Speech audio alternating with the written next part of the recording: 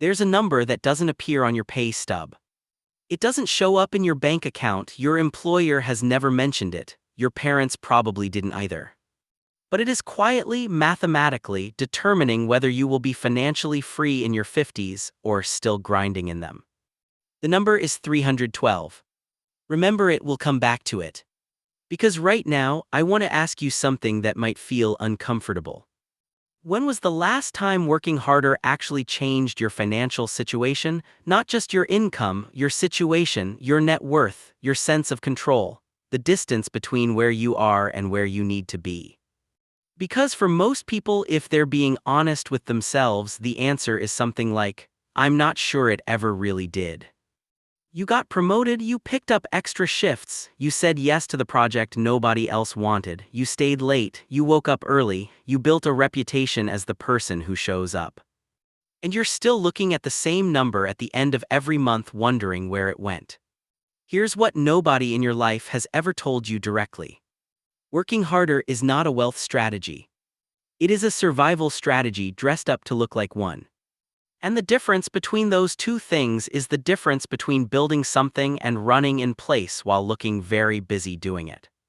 By the end of this video, you're going to understand exactly why the advice you were handed, work hard, earn more, save what's left, is not just incomplete. In a very specific, very measurable way, it is making you poorer than if you had worked slightly less and thought about money differently. That's not a motivational line. That's arithmetic, and we're going to go through it slowly. Let me introduce you to Marcus. It's 10:47 on a Thursday night. He's at his kitchen table not because he wants to be, but because there's a deadline tomorrow and he's the only one in the department who actually cares whether it's done right. His coffee went cold 2 hours ago. His phone has 3 unread messages from his wife, he'll get to them. There's an unopened letter from his bank on the counter. He's been moving it from one side of the counter to the other for 9 days. Marcus earns more than he did 5 years ago, noticeably more, and yet the number at the bottom of his bank statement has not moved in a way that reflects that. Not really, not in a way that feels like progress. He tells himself he just needs to get through this month, this quarter, this project, then he'll sit down and figure the money out properly. He's been telling himself that for 4 years. Marcus is not lazy, Marcus is not irresponsible, Marcus is not bad with money. Marcus is caught in something that has a name, and we'll get to that name. But first, we need to understand what's actually happening to his money because it's almost certainly happening to yours too. There is a concept in economics called the substitution effect. It's usually applied to consumer behavior. When the price of one thing goes up, you substitute it for something cheaper. But it applies to time in a way that almost nobody talks about outside of academic papers. Every hour you spend working is an hour you cannot spend doing something else. That's obvious, you knew that already. But here is the part that changes things. Every hour you spend working beyond a certain point is not just an hour you didn't do something else. It is an hour that actively cost you money in a way that doesn't appear on any statement. Let me show you what I mean. The average full-time worker in most developed economies works somewhere between 40 and 50 hours per week. The average person who considers themselves hardworking, ambitious, career-focused, getting ahead works somewhere between 50 and 60, some push further. Now here's what the research on those extra hours actually shows. Productivity per hour worked drops sharply after 50 hours. A Stanford study tracked output over extended work weeks and found that a person working 55 hours a week produces no more useful work than someone working 50. The extra 5 hours generate approximately 0 additional economic output for the individual. You're paying in time, real irreplaceable time, and receiving nothing measurable in return. But that's the small cost, that's almost the least important part of what's happening. The bigger cost is what those hours replaced. And this is where we come back to Marcus. In the time Marcus spent staying late, the hours between 6 p.m. and 11 p.m. on the evenings he didn't go home on time, he was not just tired. He was making financial decisions in a state of cognitive depletion that researchers have a specific term for, decision fatigue. When your prefrontal cortex is exhausted, it defaults. It takes shortcuts, it avoids complexity, it reaches for the easiest available option. Which is why Marcus hasn't opened that bank letter. Which is why he chose the default investment option on his pension, because filling out the form felt overwhelming on a Tuesday in October when he'd already made 40 decisions that day. Which is why he and his wife went out for dinner 3 times last week instead of cooking, not because they're extravagant, but because by 7 p.m. the cognitive energy required to plan a meal didn't exist anymore. Decision fatigue is not a personality flaw. It is a neurological consequence of sustained mental effort. And it is costing Marcus, conservatively, more than the overtime pays. Now I know exactly what you're thinking right now. You're thinking, that's me, but I don't have a choice. My mortgage isn't going to pay itself. I can't just work less and somehow earn more. And I want to sit with that for a second, because that feeling is real. It's not irrational. For a lot of people, the hours are not optional, they're survival. And I'm not going to stand here and tell you that working less is some kind of simple decision you've just been failing to make. But here's what that objection is actually telling you. The belief that more hours equals more financial progress, that belief itself is the trap, not the hours, the belief. Because the question was never, should I work less? The question is, what is this hour actually worth compared to what I could be doing with it? And almost nobody runs that calculation. Because running it honestly is uncomfortable. Because the answer, for most people working beyond 50 hours a week, is that the marginal hour is worth significantly less than they believe. And in some cases, it has a negative net value once you account for what it replaced. Let me show you the math on this, not abstract math, specific math. We're going back to 312. I told you to remember that number. Here's what it means. If you are 32 years old and you work 55 hours a week instead of 50, those extra 5 hours per week represent approximately 260 additional hours per year. Hours you are giving to your employer or your business, in exchange for compensation that, after the productivity cliff we already discussed, is often marginal at best. But let's be generous. Let's say those hours are fully productive and you earn an additional £8,000 a year from them after tax. Now, what if instead of working those hours you had spent them studying how wealth actually compounds, or managing an investment portfolio with even moderate returns, or building a secondary income stream that didn't require your direct hourly presence? Over 10 years, with a conservative 7% annual return on invested capital, that £8,000 per year doesn't become £80,000. It becomes £110,000. But that's still not the full picture. Because the people who spent those hours working instead of learning weren't just missing the compounding. They were falling further behind on financial literacy that compounds differently but compounds just as hard. Every year you don't understand how index funds work, you don't have money in them. Every year your pension sits in the default fund instead of the one that matches your actual risk tolerance and timeline, you are losing ground. Every year you don't understand how your mortgage is structured. You're overpaying by an amount that's sitting in a bank statement you haven't looked at yet. 312 is the number of weeks in 6 years. It is approximately how long most people who start taking their financial education seriously, genuinely seriously, not passively, need before their invested capital starts generating more than their overtime. Not 312 days, 312 weeks. 6 years. That window is open right now. The question is what you're filling it with. There is a word for what Marcus is doing, and it's not a comfortable one. What Marcus is doing, what most high-effort financially stuck people are doing, is called productive avoidance. It is the psychological act of staying so busy doing something that feels responsible that you never have to confront the thing that would actually change your situation.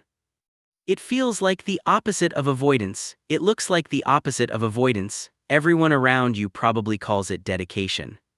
But at a structural level, financially, it performs the same function as avoidance. It keeps the scary question at arm's length.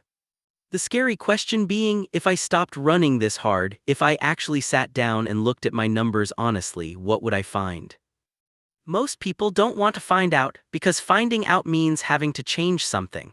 And changing something means admitting that what you've been doing, what you were told to do, what everyone around you is doing, wasn't working the way you thought it was. That's a hard thing to sit with.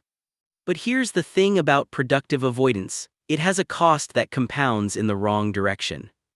Every year you spend avoiding the real financial question, every year you substitute busyness for literacy, the gap between where you are and where you could be gets slightly wider.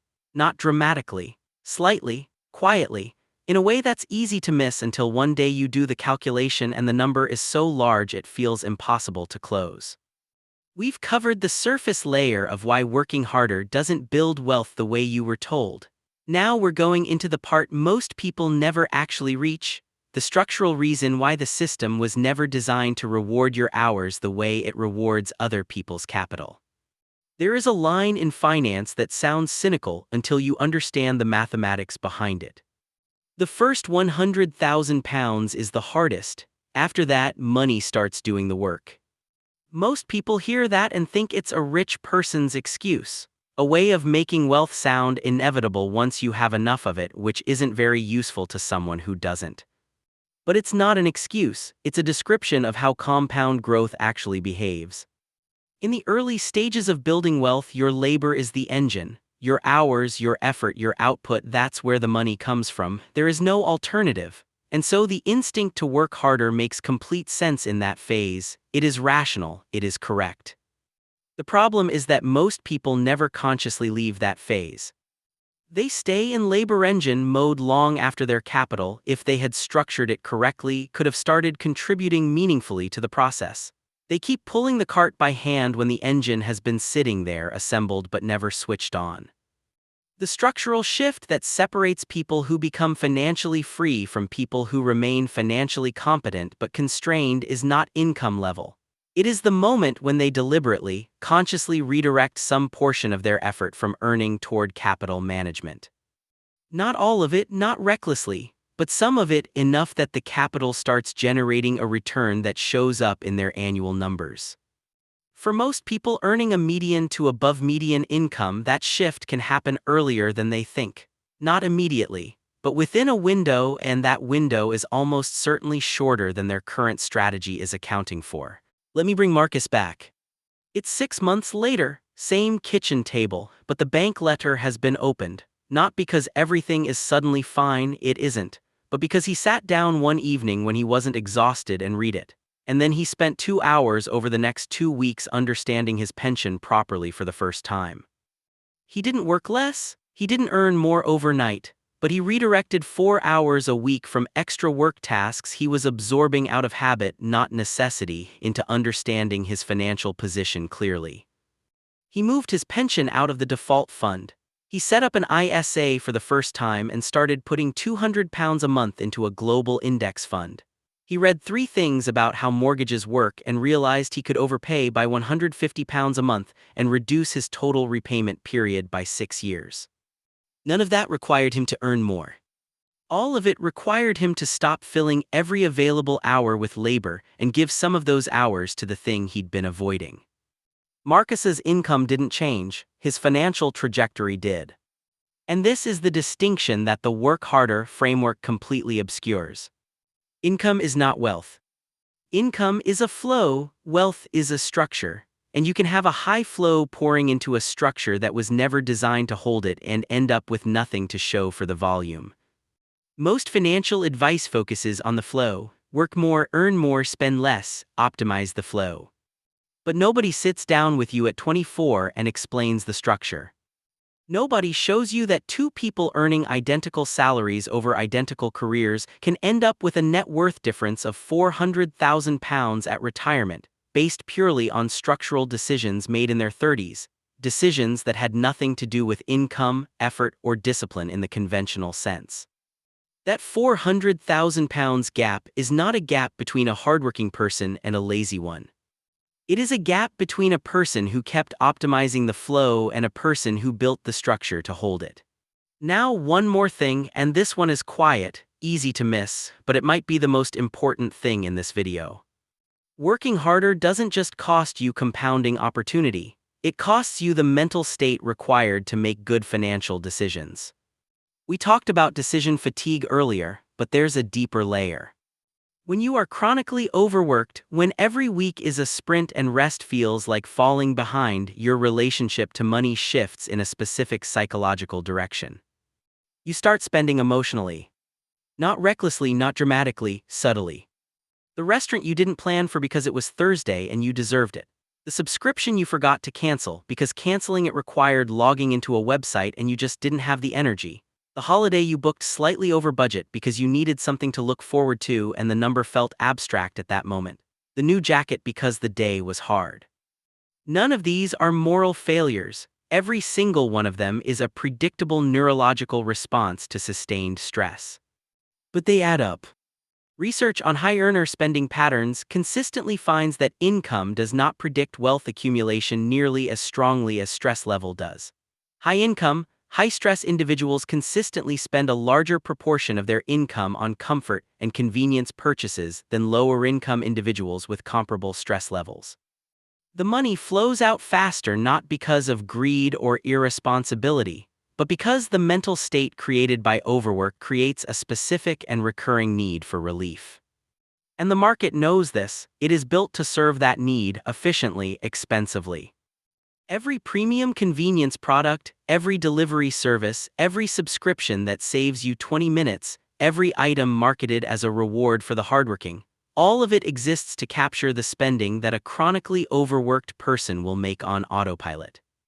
Working harder doesn't just fail to build wealth. In the presence of the spending patterns it reliably produces, it actively subtracts from it. So what does this actually mean for you, not theoretically, practically? It means the framework you were handed, the one that said your financial future depends on your willingness to outwork the competition, is not just incomplete. It was always optimized for someone else's benefit. An economy needs labor. It needs people who believe that more hours equals more progress, because that belief produces a reliable supply of sustained effort at every level of the income spectrum. The idea that hard work is the path to financial freedom is not a lie exactly. It's a truth with a ceiling that nobody mentions. Hard work builds income, up to a point. Capital builds wealth without a ceiling. And the people who figured that out earliest, not the ones who worked the most hours, but the ones who redirected some of those hours toward understanding how capital actually works, are the ones sitting on the other side of that 400,000 pounds gap. The good news is this. You don't need to earn more to begin this shift. You don't need to work less, necessarily. You need to consciously protect some portion of your mental bandwidth, even a small portion, from the absorbing demands of your labor and redirect it toward the structural questions. Not all at once, not dramatically. But with the understanding that the hours you spend learning how money compounds, how investments work, how your mortgage is structured, how your pension is performing, those hours are not a luxury on top of your real financial work. They are the work. They are the highest return hours available to you. And once you see it that way, once you stop experiencing financial education as a thing you'll get to when things slow down and start experiencing it as the actual engine of your financial future, something shifts, quietly, but permanently. You can't really go back to the old framework once you've done the math honestly. The number at the bottom of the bank statement starts to feel less like a verdict and more like a variable, one you actually have leverage over, not through more hours, through different ones. If you're still here, you already know something that most people watching finance content never actually absorb. Not because they're not smart enough, but because most finance content gives you the flow, the tips, the tricks, the optimize your spending lists, without ever showing you the structure underneath. That's what this channel is.